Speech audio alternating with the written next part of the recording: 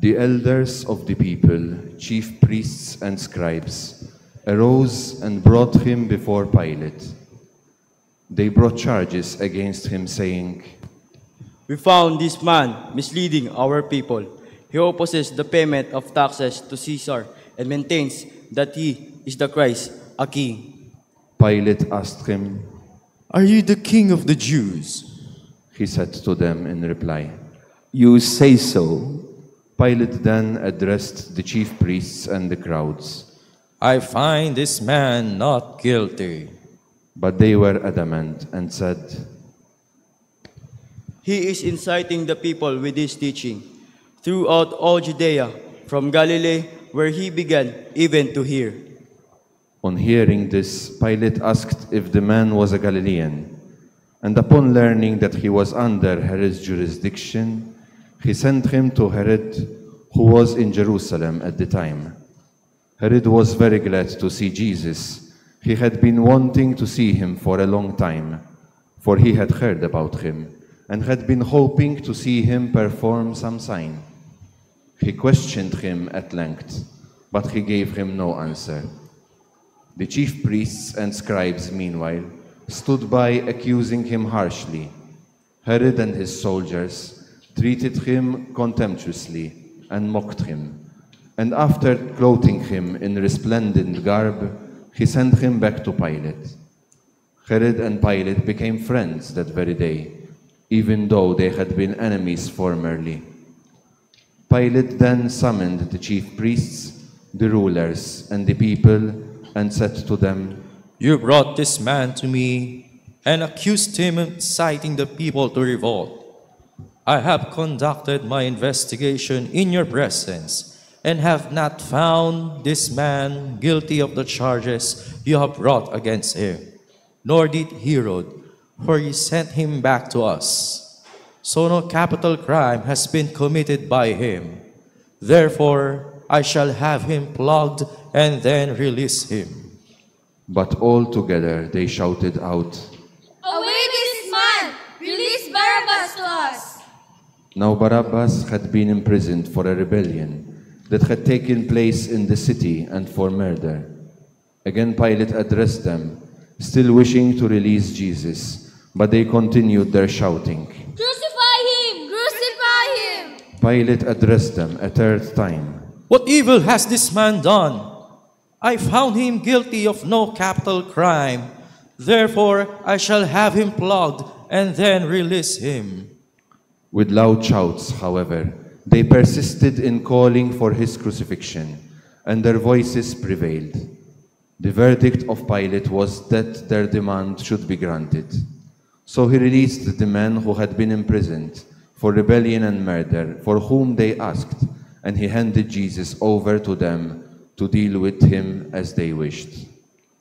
As they led him away, they took hold of a certain Simon, a Cyrenian, who was coming in from the country, and after laying the cross on him, they made him carry it behind Jesus.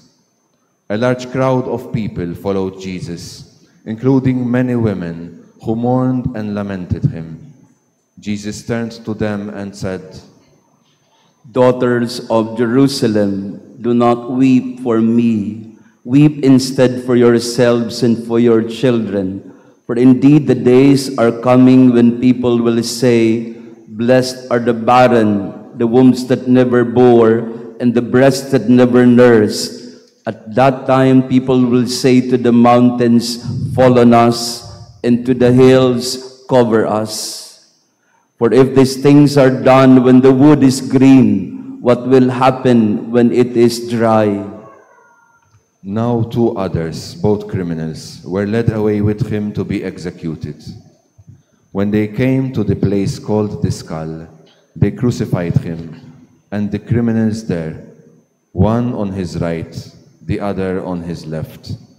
Then Jesus said, "Father, forgive them, they know not what they do."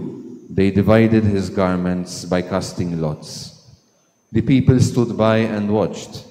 The rulers, meanwhile, sneered at him and said, "He saved others. Let him save himself. If he is the chosen one, the Christ of God. Even the soldiers jeered at him. As they approached to offer him wine, they called out. If you are the King of Jews, save yourself. Above him there was an inscription that read, "This is the King of the Jews." Now one of the criminals hanging there reviled Jesus, saying, Are you not the Christ? Save yourself and us. The other, however, rebuked him, said in reply, Have you no fear of God? For you are subject to the same condemnation. And indeed, we have been condemned justly, for the sentence we received corresponds to our crimes. But this man has done nothing criminal. Then he said, Jesus, remember me when you come into your kingdom.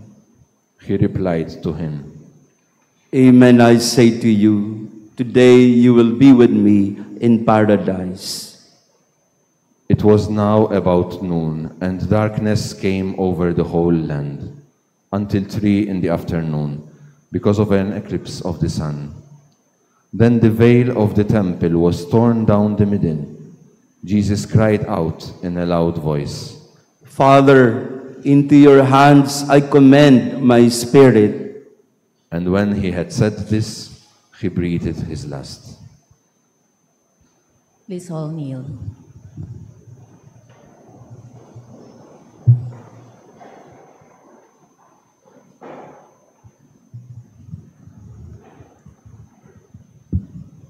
Please all stand.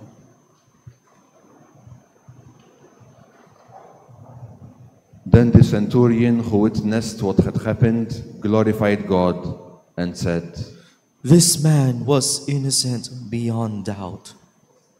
When all the people who had gathered for this spectacle saw what had happened, they returned home beating their breasts.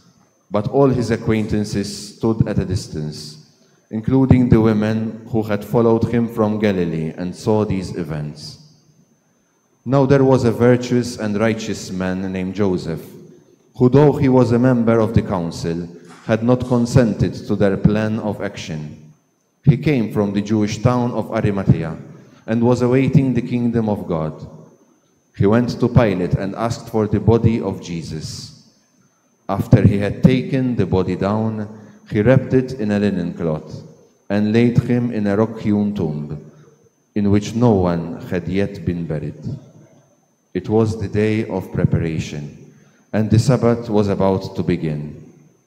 The women who had come from Galilee with him followed behind, and when they had seen the tomb and the way in which his body was laid in it, they returned and prepared spices and perfumed oils. Then they rested on the Sabbath according to the commandment. The Gospel of the Lord. Praise to you, Lord Jesus Christ. Please be seated.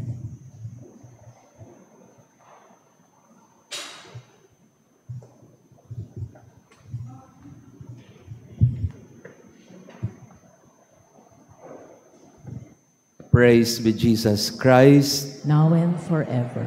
Magandang umaga sa ating lahat mga kapatid. Pakibati nga tabi natin ng good morning din. Magandang umaga sa ating lahat. Pasensya na po doon sa hindi nasabihan na tayo po ay magsisimula doon sa kabila. No? Siguro nagtataka kayo kung bakit napaaga tayo kasi tayo po ay nagsimula doon po sa asilo. Again, maraming salamat mga sisters for allowing us to start there. At mula doon tumawid tayo sa mapanganib na daan ng UN Avenue. At alam po ninyo, sa totoo lang, natatakot po talaga ako doon, no? Dahil alam naman natin ng UN Avenue na yan, no? At alam natin din kung gaano kapanganib ang daan na yan. Pero salamat sa Diyos at tayo po ay nakatawid, no? At tayo po ay nagsisimula na ngayon ng Semana Santa sa pamamagitan ng prosesyon na yon, ng Linggo ng Palaspas. Nandoon ang mga angels natin, nandoon ang mga apostoles natin. Pwede bang tumayo ang mga apostoles natin ngayong taong ito? Tayo po kayo, mukhang absent agad. Lilima pa lang ang apostoles natin. Hindi pa nga nagsisimula, inayawan na, no? Iniwanan na si Jesus. Pero salamat sa inyo, mga apostoles natin. Sige, upo na kayo. Mga kapatid nating PSDS, nasaan na yung 5 ito Asa na yung 7? Kumakain na ng breakfast. At kanina rin po ay, kung nakita niyo naman po, yung ating mga Tela girls, mga Tela girls. Again, naaawa ko sa kanila, no? Aawa ko kasi mga senior citizen na, tapos yumuyuko pa, hirap na hirap tumayo. No? Pero ano lang sila, no? Sige lang at naglalatag po ng mga tela. Pataas nga, nasaan ang mga tela girls natin? Pataas nga, tayo nga kayo po, tayo. Yan. Mukhang hindi na makatayo. Napagod sa paglalagay ng tela dito sa harap. No? Isang banda ko po ay parang naaawa, pero natutuwa din ako, no? Na dahil yung dinadaanan mo talaga, no? Nilalagyan nila ng tela. At habang pinapansin ko din ang mga nangyayari sa paligid, nakikita ko rin yung mga social SOCOM natin, nagkakagulo sila sa camera. Hindi nila alam kung ano uunahin nila, no? Mga sakristan din natin ay hindi alam kung saan pupunta si Father. Sa madaling salita, ang gulo. Pero yun naman talaga ang nangyari sa unang palaspas. Magulo. Napakagulo. Dahil maraming mga tao, panahon yon ng Passover. At ang Passover, ito yung panahon kung saan lahat ng mga Hudyo ay pumupunta sa Jerusalem. At sa araw na ito, sa taong ito, 2025, a great coincidence is happening at this very moment. Ano po yun? Yung Christian or Catholic tradition of the Holy Week coincides exactly with the traditional feast of the Passover of the Jews. Exactly today, they are also starting their Passover week. At pagdating ng Good Friday, doon din sila maghahati, doon din sila mag-aalay ng mga karnero sa templo. Exactly when we have our Good Friday, the Jews will break bread and share the lamb in their Passover. Kaya po ngayon, kung nakikita ninyo yung happy coincidence, na kung ano yung nangyari nung unang Semana Santa, parehong-pareho ang schedule. At nagsimula lahat yun, kasi po ang Passover ng mga Hudyo ay halos 1 linggo. At nagsimula ngayon tayo sa palaspas. Yung palaspas na hawak po ninyo, yan. Taas nga pong kamay ng mga may palaspas ngayon. No? Ayan. Iwagayway nga po natin. Ayan. Ang palaspas po noon, no? Bakit may isang portion na walang palaspas? Wala ba kayong budget? Mayroon mga palaspas doon sa likod. Yung mga hindi na-bless kanina ay be-bless din natin ulit, no? Pagkatapos na misa. Sige po. Sa panahon ni Jesus at sa panahon ng pagpasok nila sa Jerusalem, ang palaspas ay simbolo ng pagbubunyi. Kasi wala naman ho silang mga confetti noon, wala pa naman ho yung mga ating mga ginagamit sa mga party ngayon. Ang kanilang ginagamit na pagwagayway sa pagsalubong sa isang matagumpay na hari ay ang palaspas, palm branches, signaling that the king is coming and the victorious king is taking over the city once again. At yun ang kanilang hangad. At yun ang kanilang inaasahan na sa pagpasok ni Jesus sa Jerusalem, Kanyang sasakupin ang buong syudad. Kanyang palalayasin ang mga Romano na sumisiil sa kanila. Kanyang bibigyan ng kalayaan ang mga Hudyo, ang kanyang bayan na matagal nang nasisiil. Lalo na ang hangad ng mga tao at pangarap nila ay palitan ni Jesus si Herodes na kanilang hari noon. At si Herodes ay naging hari, hindi dahil sa lahi siya ni David. Si Herodes ay naging hari dahil sa kanyang kagulangan. Binili niya ang kanyang pagkahari. Herod was not a Jew. Herod was a foreigner, an Edomite by race, an enemy of the people. And yet, he clawed himself to power by way of buying out people in politics and even Rome. Kaya yung mga Hudyo, galit na galit sila sa mga Romano dahil mananakop, at galit na galit din sila kay Herodes sapagat hari siya pero hindi naman talaga siya Hudyo. Kaya yung sigaw ng mga tao, yung mga angel natin kanina, ang sigaw ng mga tao ay Hosana sa anak ni David. Ang kanilang inaasahan ay itong anak ni David na si Jesus. Siya ang magpapatalsik kay Herodes. Siya ang magpapalayas sa mga Romano. Kaya tuwang-tuwa sila. Dahil si Jesus nanggaling sa Galilea, at alam naman natin ang ginawa ni Jesus ng 3 taon sa Galilea, marami siyang pinagaling, marami siyang natulungan, kaya libo-libong mga tao ang sumama sa kanya papasok ng Jerusalem. And if you are familiar with the geography again of the Holy Land, ang Jerusalem ay parang intramuros. It's a walled city. Napakataas na mga pader niyan. At para makapasok ka sa Jerusalem, papasok ka sa tinatawag nilang Golden Gate. Ang Golden Gate ay yung kung saan sila pumapasok, lalo na ang hari pag bumabalik sa kanyang bayan. Doon din pumasok si Jesus. At sino ang mga kasama niya? Napakaraming mga tao, libo-libo. Galing sila ng Jericho. Ang Jericho ay napakalalim, around 250 meters below sea level. He comes from down below. And Jerusalem is a very steep mountain, napakataas na bundok. Kaya yung paglalakbay ni Jesus galing Galilea, hindi lang ho yun straight na paglalakbay. Yun po ay paglalakbay paakyat. Inakyat nila ang bundok ng Jerusalem. At kasama niya ang libo-libong mga tao. Ang taas ng kanilang hangad at pangarap kay Jesus na sasakupin niyang bayan, palalayain niya ang kanyang bayan. Pero hindi nangyari yon. Kasi binigo sila ni Jesus. At alam natin kung ano ang mangyayari. Hindi ko nadudugtungan, ikukwento ko na lang ulit dyan ngayong buong linggong ito.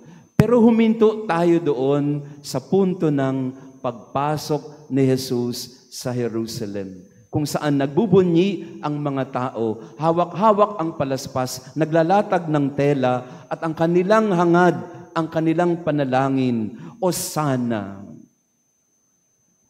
Ang Hosana ay salitang Hebreo, nang ibig sabihin ay Hosanna. Hosanna ang ibig sabihin ay iligtas mo kami.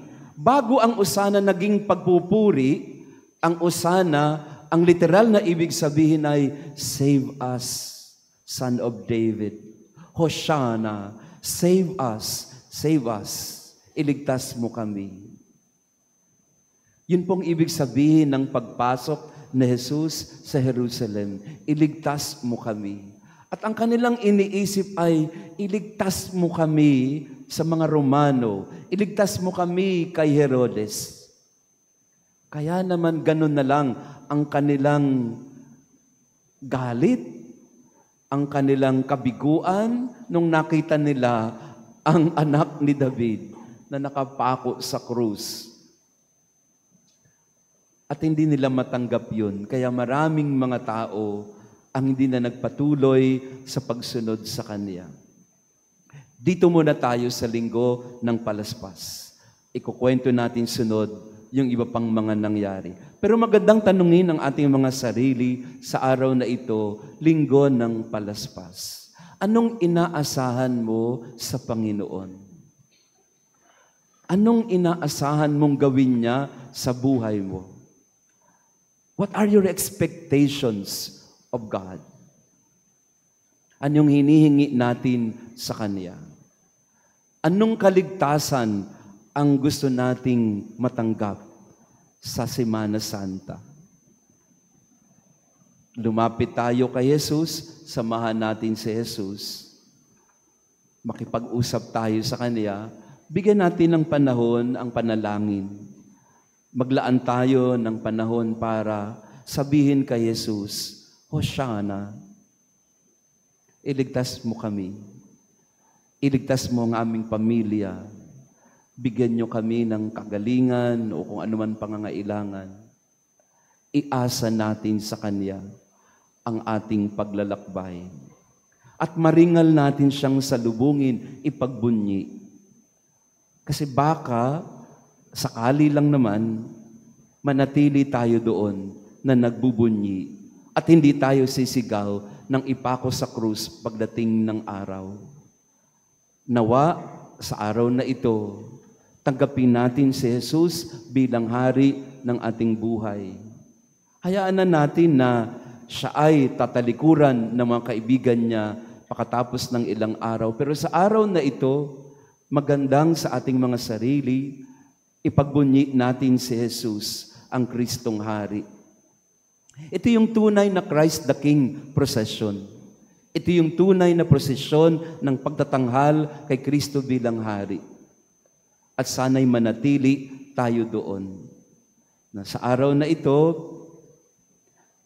anong inilalapit natin kay Jesus? Anong inaasahan natin sa Kanya? At sa araw na ito, ipangako natin kay Jesus, samahan natin siya. Sasamahan natin siya. Pakisabi sa katabi mo, sasamahan natin. Yeah? Mga apostoles, may mga appointment ba kayo? Sasamahan natin si Jesus. Sa Holy Thursday, nandito kayo ulit ha? At sa Good Friday, nandito rin kayo. At sa Easter Sunday, nandito rin ulit kayo. At araw-araw, nandito na kayo. So yung ating mga apostoles, sana ay manatili tayo. At kayong mga kababaihang naglatag ng tela ulit, taas ang kamay. Maglalatag pa ba kayo?